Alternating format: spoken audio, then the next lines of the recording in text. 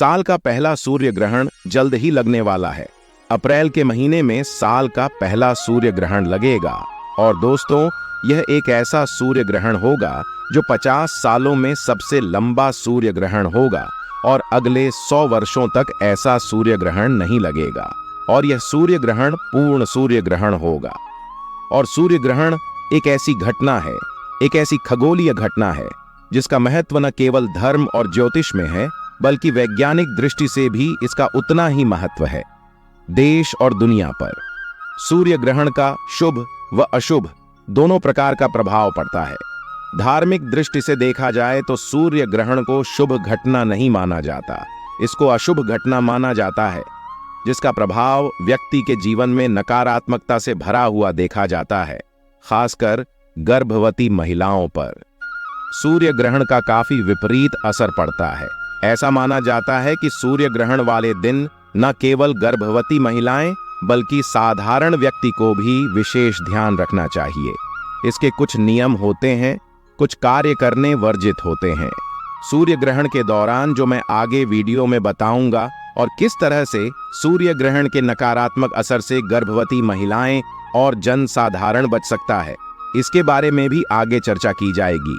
दोस्तों, सूर्य ग्रहण 3 तरह का होता है। पहला है पूर्ण सूर्य ग्रहण, दूसरा आंशिक सूर्य ग्रहण और तीसरा बलकार नाम बर को लगने वाला सूर्य ग्रहण। कोई साधारण सूर्य ग्रहण नहीं है, यह बेहद ही खास सूर्य ग्रहण है, क्योंकि यह घटना 54 साल बाद हो रही है। इसके बाद ऐसा सूर्य ग्रहण 2078 में लगेगा।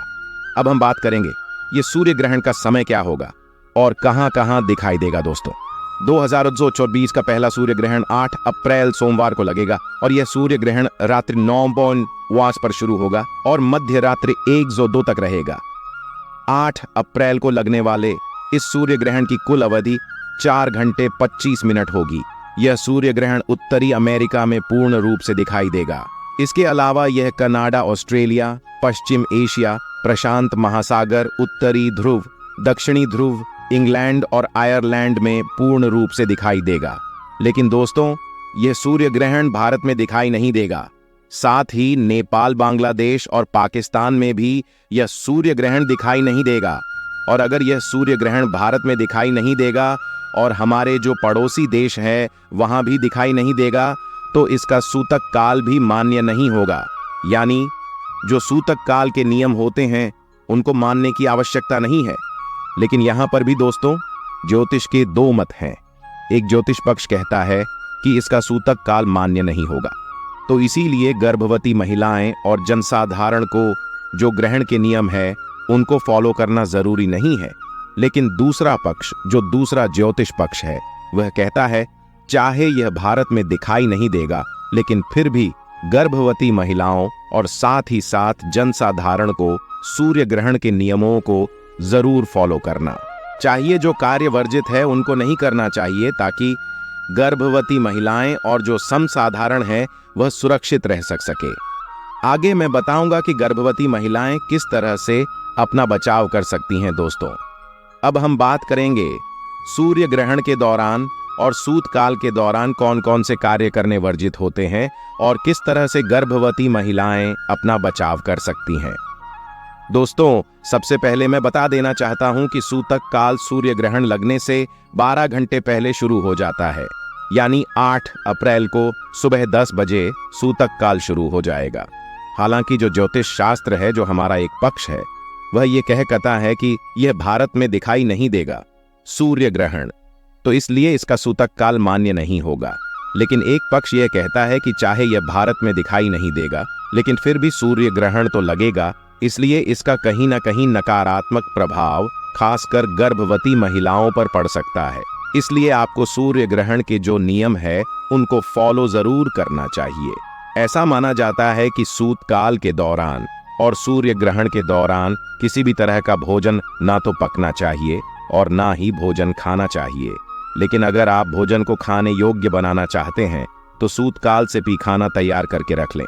पहले से तैयार खाने में सूतक काल से पहले तुलसी का पत्ता डाल दें और उस खाने का प्रयोग ग्रहण के दौरान और सूत काल के दौरान किया जा सकता है। साथ ही आप सूतक काल से पहले पानी में भी तुलसी का पत्ता डाल दें और आप उस पानी का प्रयोग भी सूतक काल के दौरान और ग्रहण के दौरान कर सकती हैं। ऐसा माना जाता है कि सूर्य ग्रहण का विपरीत असर गर्भवती महिलाओं और उनके होने वाले शिशु पर पड़ता है। तो ऐसे में गर्भवती महिलाओं को विशेष रूप से ग्रहण के दौरान और सूतक काल के दौरान घर में ही रहना चाहिए, घर से बाहर नहीं निकलना चाहिए, क्योंकि उस समय जो सूर्य होता है वह काफी ज्यादा ग्रसित होता है। तो ऐसे में सूर्य से निकलने वाली जो नकारात्मक किरणें हैं वह गर्भवती महिला और शिशु को बीमार कर सकती है, उस पर एक बुरा असर डाल सकती है। और ऐसा भी माना जाता है कि ग्रहण के दौरान गर्भवती महिलाओं को नुकीली चीजें जैसे कैंची, चाकू, सुई आदि का प्रयोग करने से बचना चाहिए और ना ही इनको छूना चाहिए। कहते हैं लापरवाही करने से सूर्य ग्रहण का विपरीत असर गर्भस्थ शिशु पर पड़ता है, यहाँ तक कि शिशु विकलांग तक हो सकता है। तो ऐसे में इन चीजों को ना छुए और ना इनका प्रयोग करें। गर्भवती महिलाओं को ग्रहण के दौरान घर पर ही रहना चाहिए जब तक ग्रहण रहे, यहाँ तक कि सूतक काल के दौरान भी गर्भवती महिलाओं को घर से बाहर नहीं निकलना चाहिए, क्योंकि ऐसा माना जाता है कि अगर गर्भवती महिलाएं घर से बाहर निकलती हैं तो सूर्य ग्रहण की नकारात्मक किरणें जो है शिशु को और गर्भवती महिलाओं को त्वचा संबंधी रोग पैदा कर सकती है। सूर्य ग्रहण के दौरान किसी भी पेड़ पौधे के पत्ते न काटे, लकड़ी न तोड़े और किसी पेड़ को न काटे। इसके अलावा ग्रहण के दौरान फूलों को न छुए, फूलों को तोड़ने से बचना चाहिए।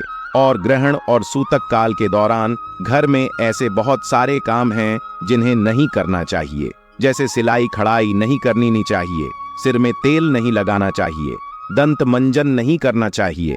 ग्रहण लगने से पहले हर व्यक्ति को, चाहे वह गर्भवती महिला है या साधारण व्यक्ति है, उसे स्नान अवश्य करना चाहिए। और ग्रहण खत्म होने के बाद हर इंसान को स्नान जरूर करना चाहिए।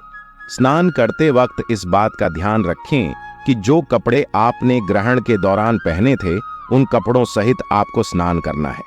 ऐसा माना जाता है कि ग्रहण के दौरान वह कपड़े भी दूषित हो जाते हैं, जिससे नकारात्मक असर पड़ सकता है, इसलिए उन कपड़ों से सहित स्नान अवश्य करें।